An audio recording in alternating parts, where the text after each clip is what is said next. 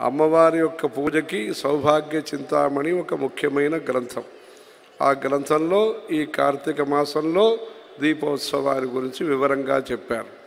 అలా పాంచరాత్ర ఆగమంలో వామనావతారంలో ఈ మహావిష్ణువు వారు ఈ దానం తీసుకున్న తర్వాత 3 అడుగులు దానం తీసుకున్న తర్వాత ఆ మహాబలి చక్రవర్తి కోరుకున్న తర్వాత ఈ దీపోత్సవాన్ని మహావిష్ణువు యొక్క ఆశీర్వచనంతో జరిపించుకోవాలి అని ఆ పాంచరాత్ర ఆగమంలో చెప్పబడింది.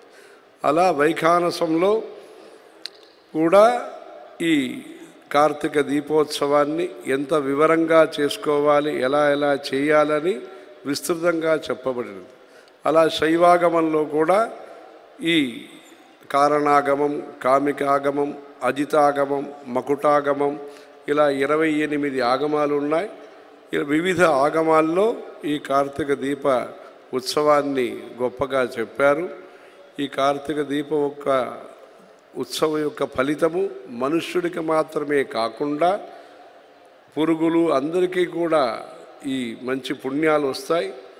కీటాః పతంగాః మశకాశ్చ వృక్షాః జలే స్థలే ఏ విచరంతి జీవాః దృష్ట్వా ప్రదీపం నచ జన్మభాగినః భవంతి నిత్యం స్వపచాహి విప్రాః ఉత్సవే తవ దీపస్య దీప్యమానే విభావసౌ గుగ్గుళం ప్రక్షిపామ్యత్ర ప్రీతో భవ మహాబలే అని మహాబలి చక్రవర్తి యొక్క సంతృప్తి మహావిష్ణువు దగ్గర ఆయన కోరుకున్నాడు. ఈ ఉత్సవాన్ని 1983వ సంవత్సరము కర్నూలు నగరం నుంచి 3 స్వాముల వారు కూడా ప్రతి గ్రామాన్ని చూస్తూ వెళ్ళగా తాడపత్రి పక్కన ఔక్కని ఒక ఊరిలో ఈ కార్తీక దీప ఉత్సవాన్ని మన స్వాములారందరూ జరిపారు.